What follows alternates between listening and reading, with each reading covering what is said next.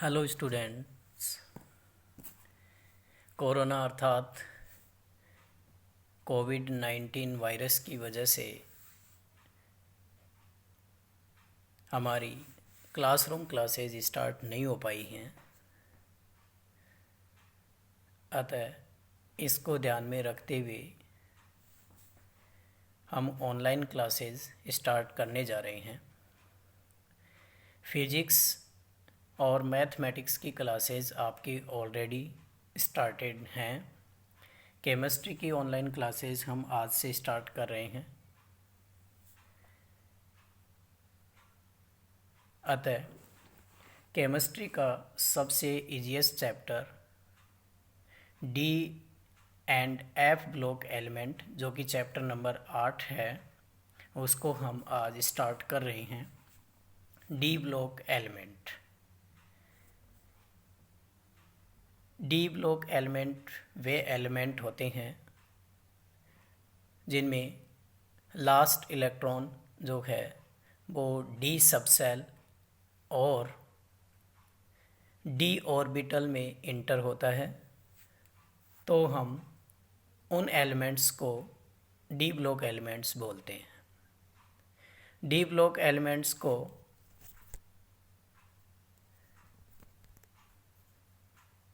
हम transition element भी बोलते हैं।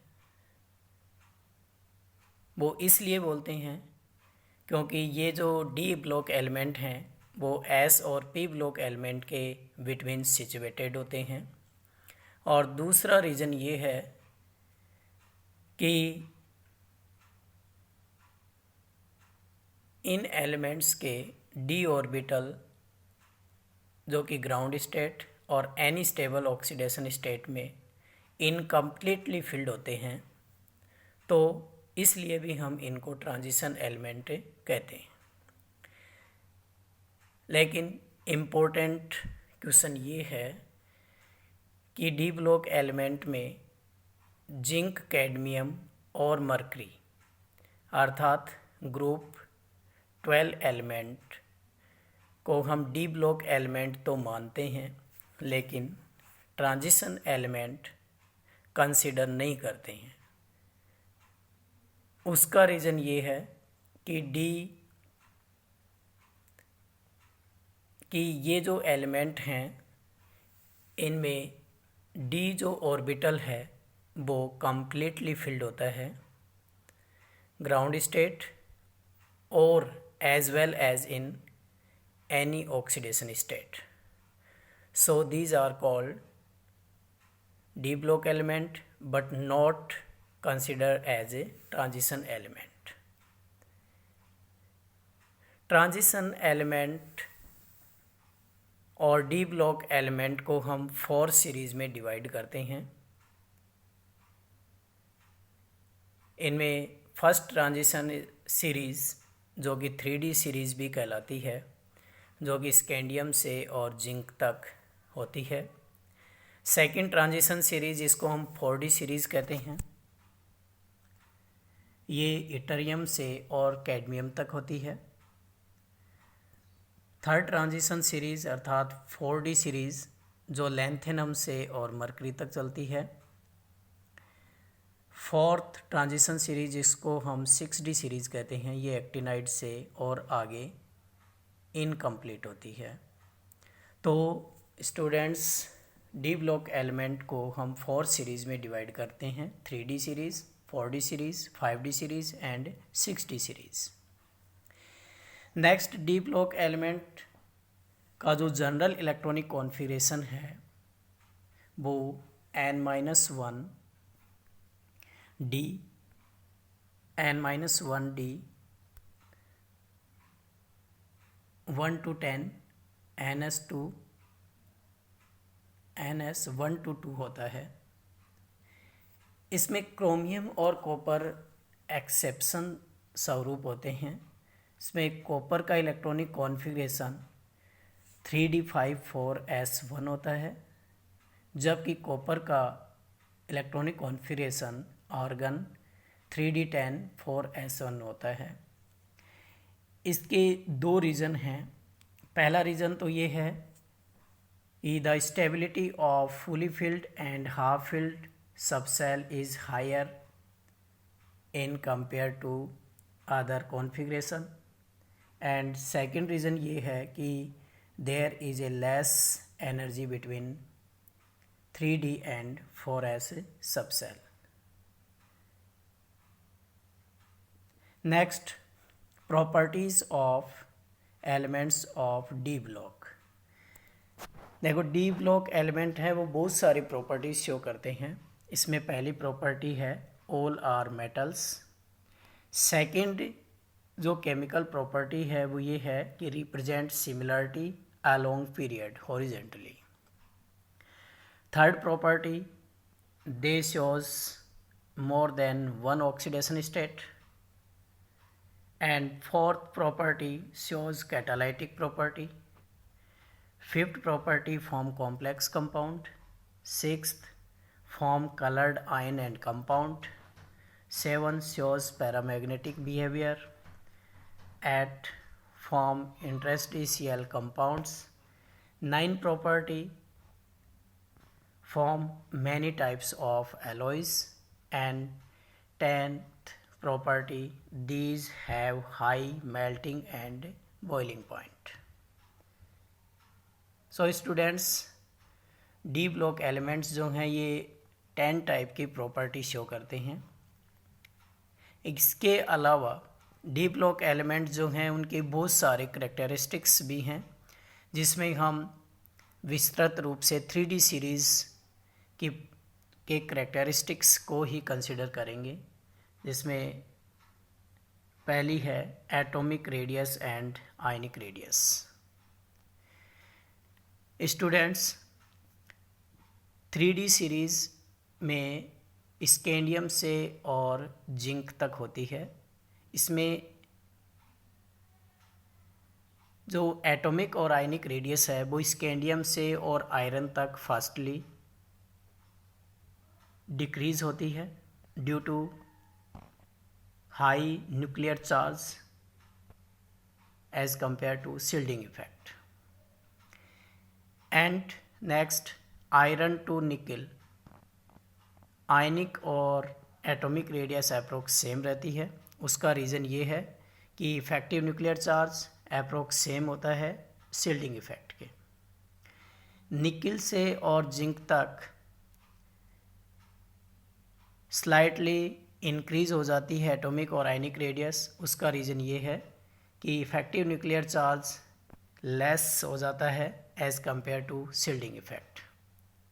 सो एटॉमिक एंड आयनिक रेडियस जो होती है डी ब्लॉक एलिमेंट की, उसमें वेरिएशन होता है, यानी स्कैंडियम से आयरन तक इंक्रीज होती है.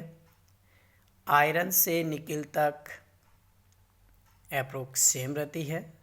निकल से जिंक तक स्लाइटली इंक्रीज हो जाती है. इसके शॉर्ट वे में हम देखें तो दो रीज़न होते हैं, effective nuclear charge and second one shielding effect. Second characteristics है जो कि आयोनाइजेशन एंथैल्पी है.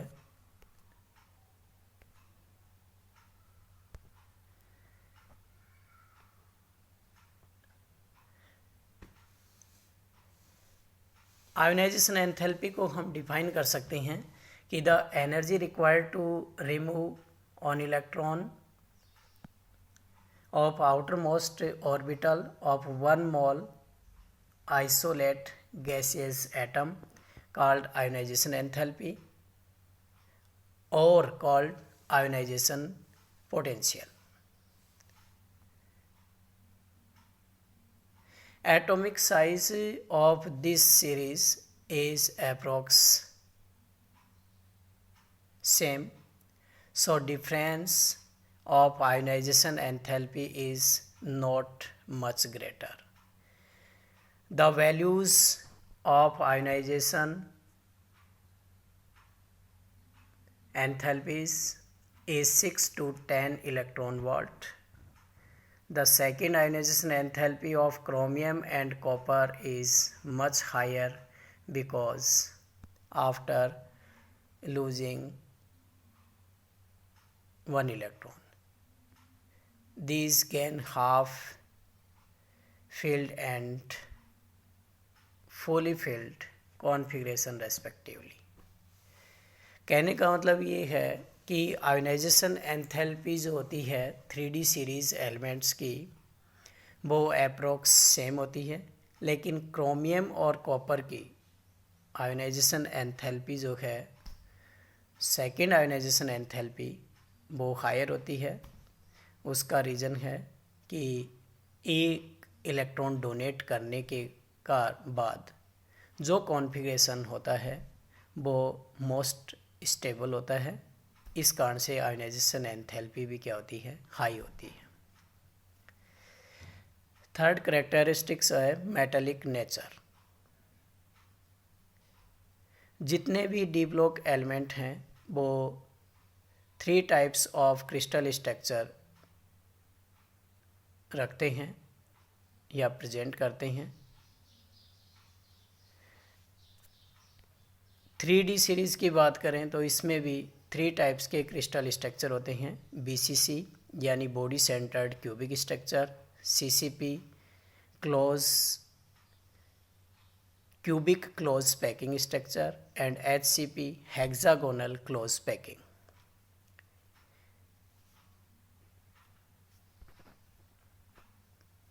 Due to effective nuclear charge and presence of unpaired electron of D subshell, there can form strong metallic bond.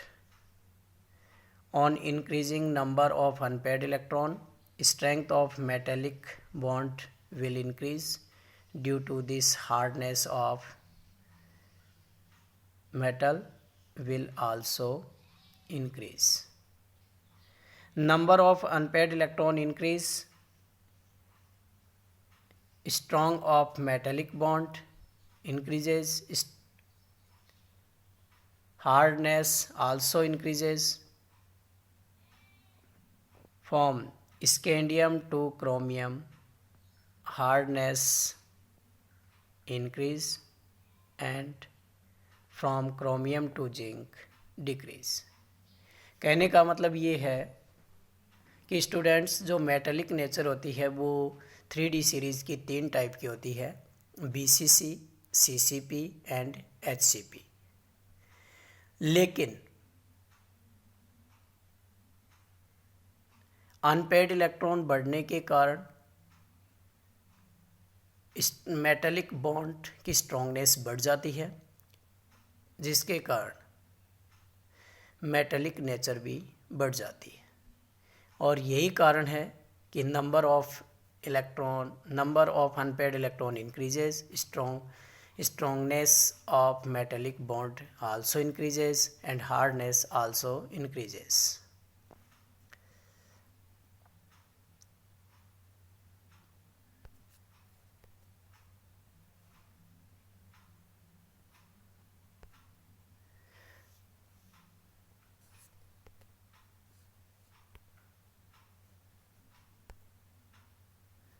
Due to number of unpaired electron,